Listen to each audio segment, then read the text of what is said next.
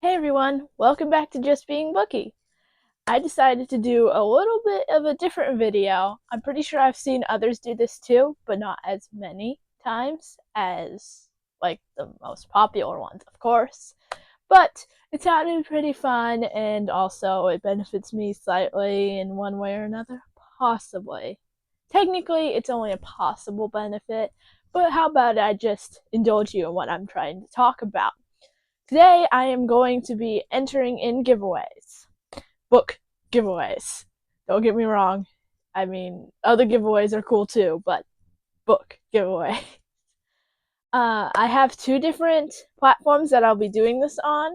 Well, I'm going to be doing it on my iPad, but I have two different apps. One is called Storygraph, and it's the one that I mainly use to track my reading and find other books and figure out the ratings of certain books because it has tags and a personalized overview based on my reading preferences after I've taken the survey to tell which ones I'd like and which ones I definitely wouldn't.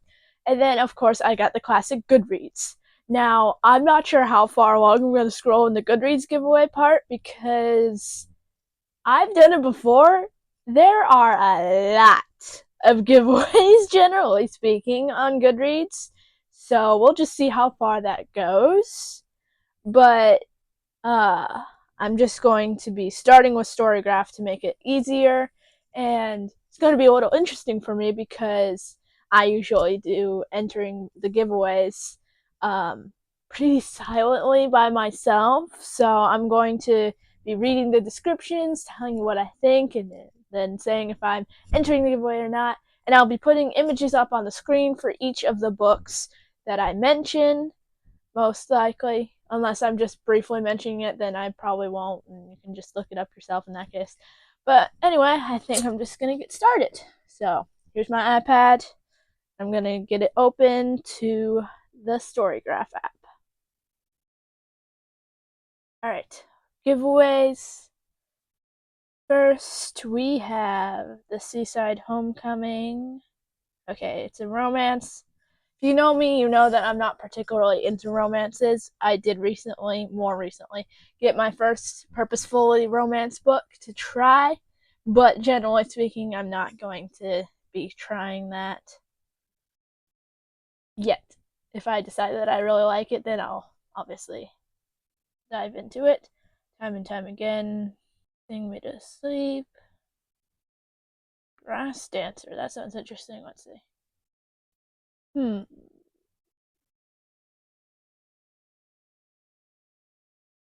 Not giving me. On a North Dakota reservation, the grass dancer reveals the harsh price of unfulfilled longings and the healing power of mystery and hope. Rich with drama and infused with the magic of the everyday, it takes readers on a journey through both past and present in a tale as resident and haunting as an ancestor's memory and as promising as a child's dream. That sounds really cool. I mean, granted, that doesn't mean that I'm going to like it for sure, but it sounds really cool. So let me screenshot that, and I'm gonna enter giveaway. Enter giveaway. Entered the giveaway. First one of the video. Um, Christmas Tree Farm, romance, Last Raven. I like the name. Beach read, romance, something in the water. I'm gonna take a look at that. One of the main tags says that it's darker, but I'm intrigued. I can even speak. Let's see. Oh, it's a short book. What's it about? Quiet town of Marlin, Georgia, seemingly harmless corporate sponsorship brings sweet water to every student, family, and home. School seniors Daniel and Jeremy soon realize there's something far more dangerous in those bottles than they could ever have imagined. As strange, violent behavior spreads throughout their school and town, the boys uncover a terrifying truth. Sweetwater is laced with a mind-altering chemical that heightens aggression and impulsivity. Behind it all is rainforest, shadowy global corporation willing to sacrifice everything for profit, even human lives. Okay, well, that sounds realistic to some of the things in the current world, but I don't think I'm going to get it, especially because it's a short book, 74 pages. And so I think I'm going to pass on that one, but it's interesting. Pole position, romance. What else do we have?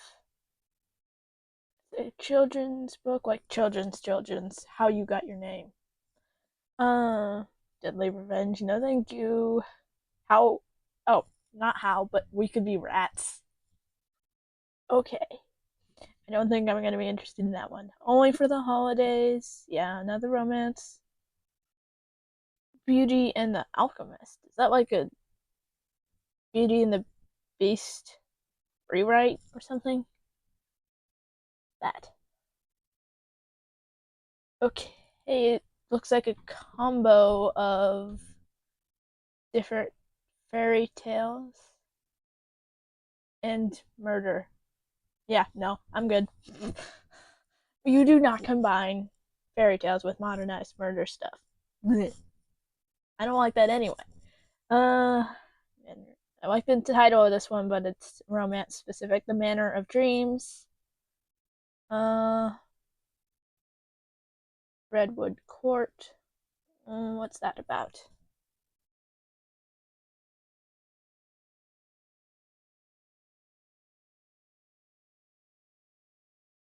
The baby of the family, Mika Tabor, spends much of her time in the care of her loved ones, listening to their stories and witnessing their struggles. On Redwood Court, the cul-de-sac, in all the black working-class suburb of Columbia, South Carolina, where her grandparents live, My, Micah, I don't know, but learns important lessons from the people who raise her. Her exhausted parents who work long hours at multiple jobs while still making sure their kids experience the adventure of family vacations. Her older sister who in a Motown house filled with Motown, I don't know what that's trying to say, would rather listen to Alanis Morissette. Her retired grandparents, children of Jim Crow who realized their own vision of success when they bought their house on the court in the 1960s, imagining it filled with future generations and the many neighbors who hold tight to the community they've built, committed to fostering joy and love in an America so insistent on seeing the black population stumble and fall. With, with visceral clarity and powerful prose, Dameron reveals the devastation of being made to feel invisible and the transformative power of being seen. Redwood Court is the celebration of extraordinary, ordinary people striving to achieve their own American dreams. That sounds pretty interesting. I'm going to enter that giveaway. Boom. Nightmare Before Christmas. No, thank you. The Lightning Seed. That looks interesting. What's it about? Ooh, it's 431 pages. It better be good. Oh, never mind. I mean, I can look at it, but I don't enter the giveaways if it's digital because I rarely read digital books. But I will read the description so I can see if it's something that I'd like after. The mechanical payment of I don't know. Neville and his widowed mother become unexpected guardians of the Lightning Seed, a legendary artifact shrouded in mystery. Their daily struggle for survival transforms into a desperate race against the Autun's Empire's elite. As Neville taps into the Seed's extraordinary powers, he inadvertently triggers a chain of events that will reshape Ma'a and revive long-forgotten worlds and knowledge. Intriguing, but it might not be my style anyway, so good thing. Well, not a good thing, but you know. Anyway, what else do we have? Mourners, the Deadly Elite. Oh, it's digital. Not interested in horror. No. The Archivist. Let's see what that is. No thanks. It has something that I definitely wouldn't want in there. Oh, Bitter Now. What's that about? a virus is spreading. Every time I see that, uh, it makes me think of 2020. And it was published in 2024. So no thank you, if because obviously that was inspired by 2020. I'm not interested. Sorry. Wanderer of the Wastes. Oh, digital. Okay. I don't know what this is, but the title is just hilarious. My 3-year-old is a barbarian and other parenting problems. Okay. I just have to click on that to see if there's anything explaining anything like that. This is weird. Apparently, it's about a 3-year-old boy being their consciousness being transported into a muscle bound barbarian.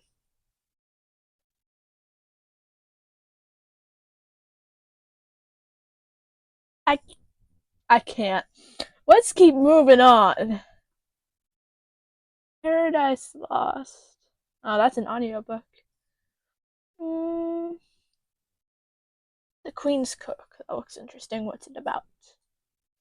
In the heart of ancient Persia, the empire's Jewish citizens face an ominous edict that threatens their very existence. The daughter of a once privileged but now impoverished Persian lord is devastated by the news. Her father sees this edict as a stroke of good fortune, an opportunity to settle his mounting debts.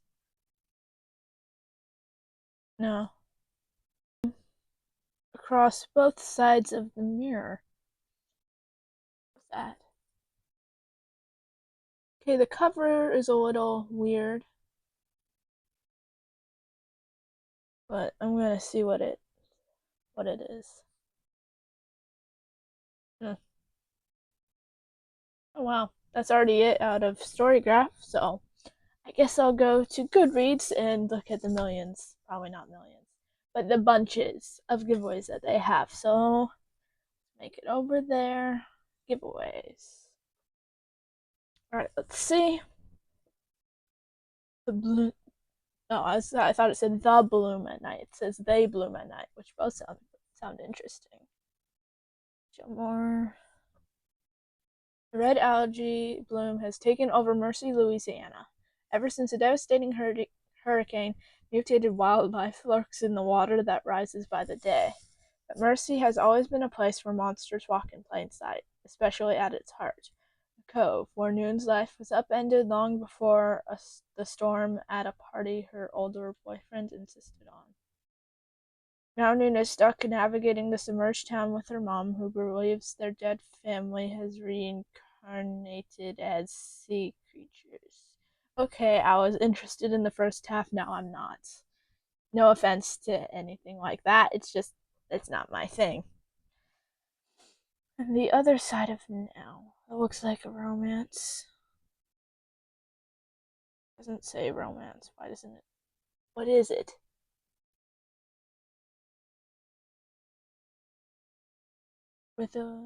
When Meg arrives, the people in town are so nice, treating her not as a stranger but a friend.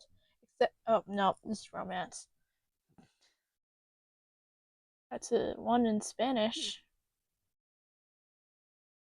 Air of Stardust and Secrets. Ah, it's a Kindle copy. Statistically speaking, that's the name of the book. High school history teacher Gemma Jones loves the certainty of the past, specific names, solid dates, proven statistics. Maybe that's because her own past resembles a jumbled up sock drawer, one where it's impossible to find a match. Um,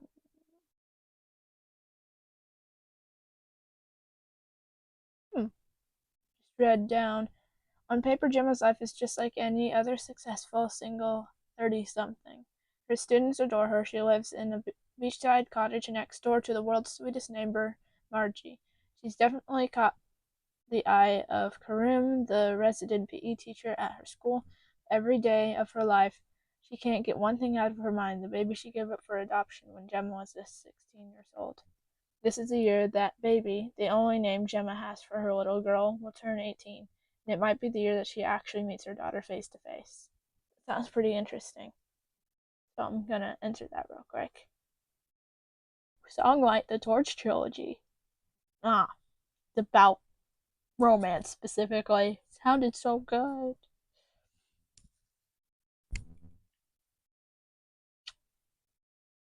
Boys with sharp teeth. I don't think I want to know. In nature. Then again. The Invisible College. Intriguing. Story of the Forest.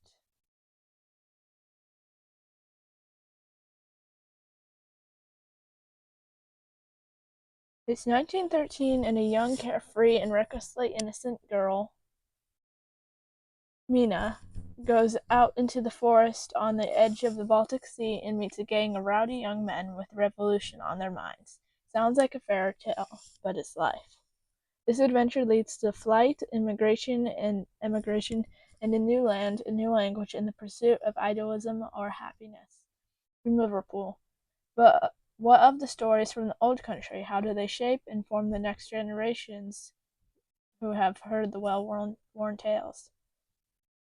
From the flour mills of Latvia to Liverpool suburbia to post-war Soho, the story of the forest is about myths and memory and about how families adapt in order to survive. It is a story full of the humor and wisdom we have come to relish from this wonderful writer. That sounds pretty good. I'm gonna enter that. When Breath Becomes Air. My mom just got that book at the thrift store. The City and Its Uncertain Walls. Interesting. This does have romanticness in it-ish, but it's like not the main technical focus. So I mean it is, but it's not at the same time. I'll just read the description. We begin with a nameless young couple, a boy and a girl, teenagers in love. One day she disappears and her absence haunts him for the rest of his life. Thus begins a search for this lost love that takes the man into middle age and on a journey between the real world and another world. A mysterious, perhaps imaginary, walled town where unicorns roam, where a gatekeeper determines who can enter and who must remain behind, and where shadows become untethered from themselves. Listening to his own dreams and premonitions, this man leaves his life in Tokyo behind and ventures to a small mountain town where he becomes the head librarian, only to learn the mysterious circumstances surrounding the gentleman who had the job before him. As the seasons pass and the man grows more uncertain about the porous boundaries between these two worlds, he meets a strange young boy who helps him see what he's been missing all along. Sounds pretty interesting to me. So let's enter giveaway. What wakes the bells? Sounds intriguing. Built by long-gone saints, the city of Viwen lives and breathes and bleeds. As a keeper, Mina knows better than most what her care of Viwen's bells means for the sentient city. It's a Strauss family's thousand-year legacy. Prevent the vespers from ringing, or they will awake a slumbering evil. One afternoon, to Mina's horror, her bell peals 13 times, shattering the city's tenuous peace. With so much of the city's history and lore lost in the long-ago disaster, no one knows the danger that has been unleashed until the city begins to fight back. As the sun sets, stone gargoyles and bronze statues tear away from their buildings and plinths to hunt people through the streets. Trapped in Mina's bell, the soul of a twisted and power-hungry Saint festered. Now free of his prison, he hides behind the face of one of Viwen's citizens, corrupting the city and turning it in on itself. Time is running out, and the only chance Mina has to stop the destruction is finding and destroying the Saints' host. Everyone is a suspect, including Mina's closest loved ones. She'll have to decide how far she's willing to go to save her city. I was intrigued reading the description, so obviously I'm gonna enter the giveaway. Boom. Marvelers. Let's see what's that. Ella Durland is the first conjurer to attend the Arcanum Training Institute, a magic school in the clouds where marvelers from around the world practice their cultural arts like brewing Indian spice elixirs and bartering with pesky Irish pixies. Despite her excitement, Elle discovers that being the first isn't easy. Some marvelers mistrust her magic, which they deem bad and unnatural. But eventually she finds friends in an elixirs teacher, however you pronounce his name, and fellow misfits Bridget, a girl who hates magic, and Jason, a boy with a fondness for magical creatures. When a dangerous criminal known as the Ace of Anarchy escapes prison, supposedly with a conjurer's aid, tensions grow in the Marvellian world, and Ella becomes the target of suspicion. Worse, her friend mysteriously disappears while away on a research trip. With the help of her friends and her own growing powers, Ella must find a way to clear her family's name and track down her mentor before it's too late. Intriguing. It's technically middle grade, but there's a lot of middle grade books that are good, so I don't care. So I'm going to enter the giveaway. Boom. Screenshot. What else? The Naturalist Society. Oh, it's Kindle giveaway. Don't even have a Kindle anymore. Okay, apparently that's all the giveaways. Rude. But I guess that's all I have. I entered, I guess I'll tell you guys how many giveaways I entered in total. Does it tell me how many I entered? Ah, right here. Giveaways I've entered. 7 giveaways. So I've got 7 different chances to win a book. But anyway, that's all I have for this video, and I hope you guys enjoyed, even though it was a little simpler and not much going on. But either way, let me know in the comments if you have some other ideas that I could do for videos, and I will see you guys next week. Bye!